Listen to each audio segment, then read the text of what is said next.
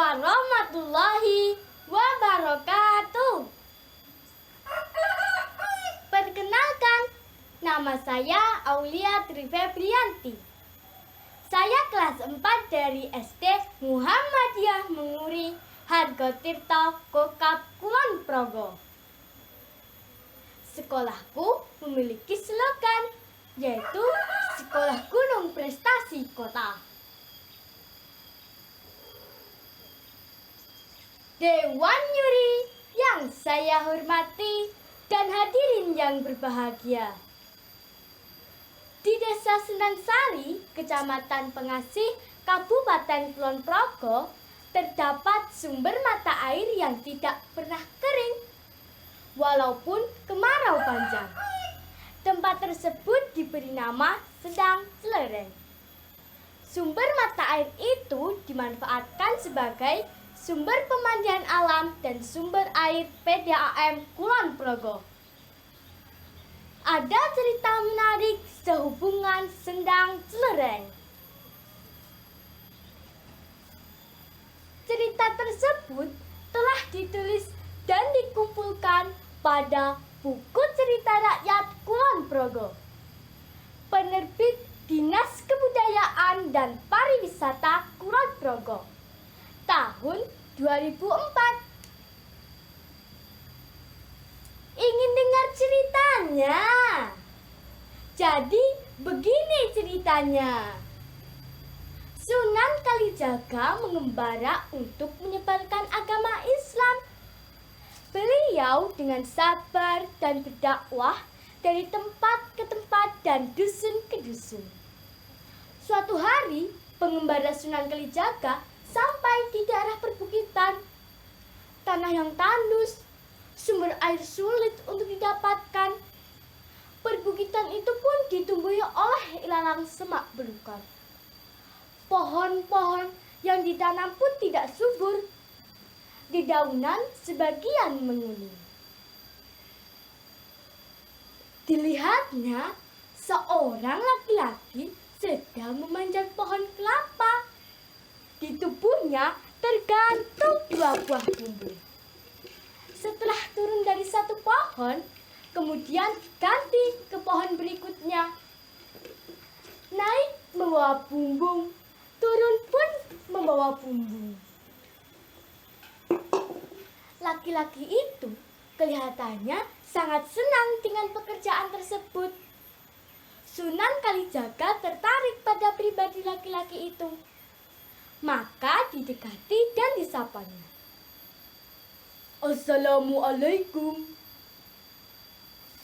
Laki-laki itu menoleh dan berkata, "Saya, Bapak memanggil saya." "Yo, assalamualaikum warahmatullahi wabarakatuh." "Enggak, matur nuwun, monggo pinawak, Pak," jawab laki-laki itu sambil mempersilahkan Sunan Kalijaga untuk duduk di sebuah batu di dekatnya. Sunan Kalijaga semakin tertarik pada pribadi laki-laki itu. "Pak, saya ini pengembara.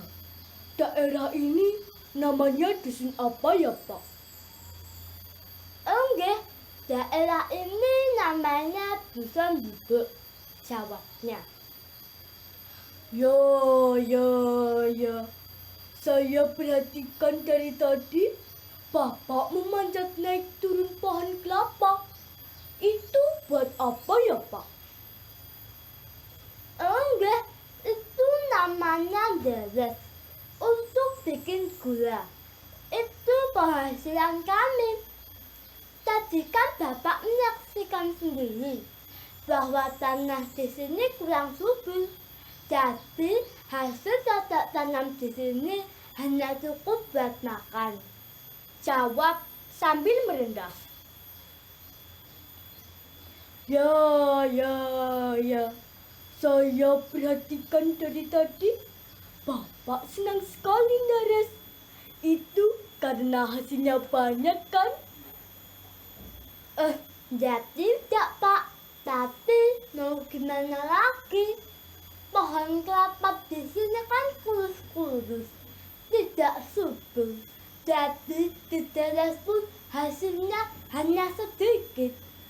Jawab penulis itu sambil memperlihatkan bumbung yang berisi legen.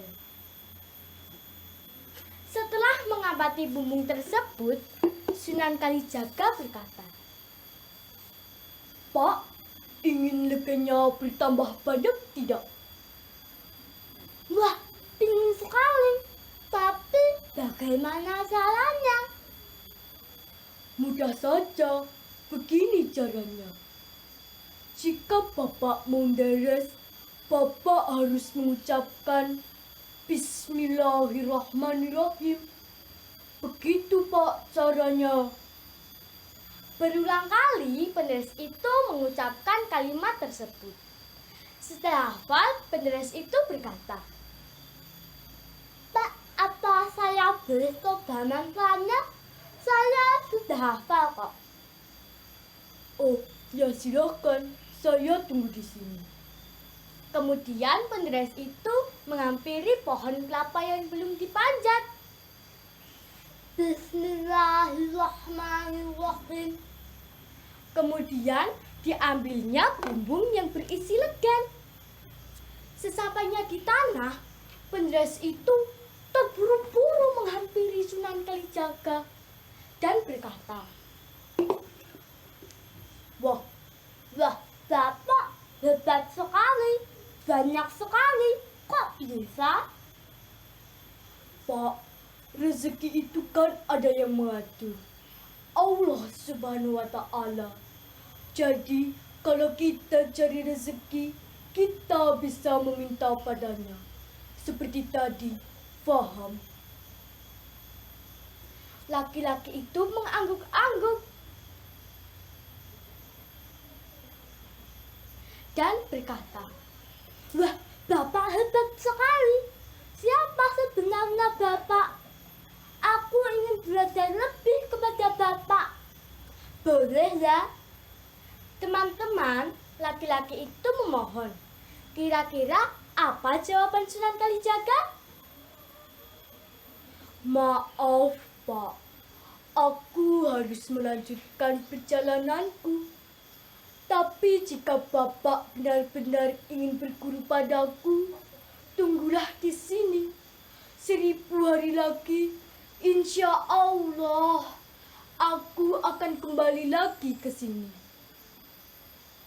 Jawab Sunan Kalijaga bijak.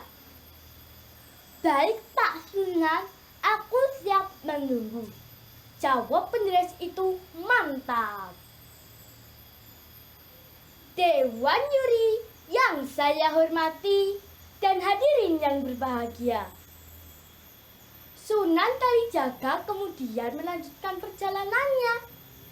Setelah lama-lama menaik turuni bukit, melewati semak belukar yang luas, sampainya di sebuah dusun. Dusun itu juga sangat kekurangan air. Sunan Kalijaga merasa kehausan. Kerongkongannya pun sangat kering. Dilewatinya sebuah rumah. Dilihatnya seorang wanita sedang menjemur kain.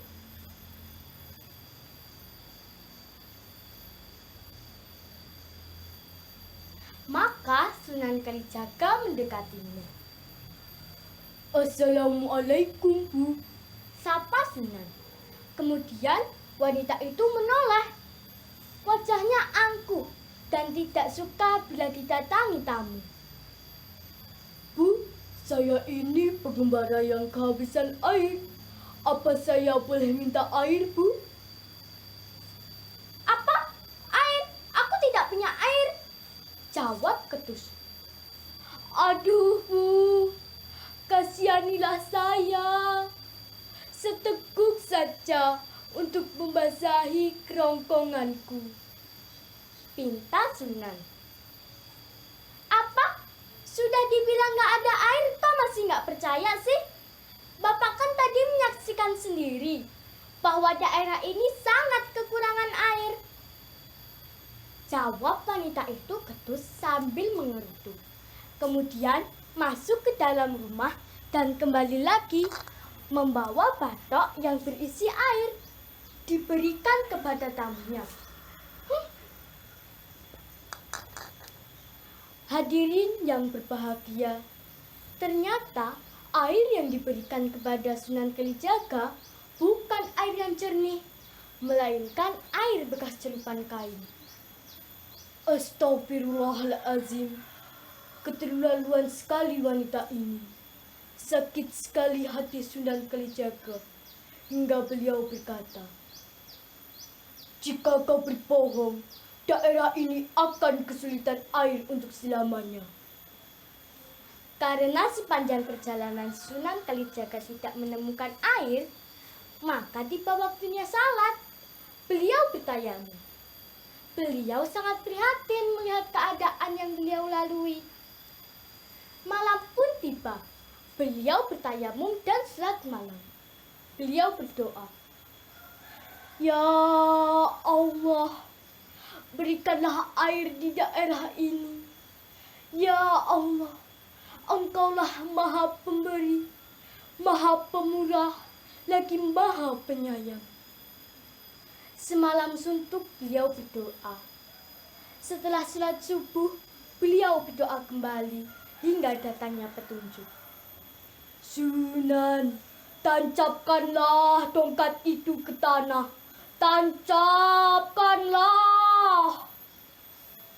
Teman-teman, setelah mendapatkan petunjuk dari Allah Subhanahu wa Ta'ala, Sunan Kalijaga kemudian mengambil tongkat yang selama ini menemani perjalanannya. Wah, cerep! Tongkat itu ditancapkan. Kira-kira apa yang terjadi? Ketika tongkat ditancapkan, tiba-tiba syur! Air yang sangat jernih memancar keluar. Dan bersamaan itu, matahari pun terbit. Sinarnya yang hangat menerangi air yang bermuncratan hingga mak celering. Lagi-lagi lidah orang Jawa dari mak celering berubah menjadi mak celereng. Karena air itu terus mengalir, terus disebut sendang. Karena air itu terus mengalir dan sendang itu diberi nama Sendang Celereng. Demikian kisah terjadinya Sendang Celereng yang tempatnya telah dikembangkan menjadi sumber pemandian alam dan sumber air PDAM Kulon Progo. Banyak sekali cerita yang bisa kita ambil dari cerita tersebut. Contoh, kita harus rajin bekerja dan mencintai pekerjaan kita. Kita harus sedia menolong orang yang kesusahan. Bila kita memberi, harus dengan ikhlas. Jangan sambil mengerutu. Karena itu akan menyakiti hati orang yang diberi. Assalamualaikum warahmatullahi wabarakatuh.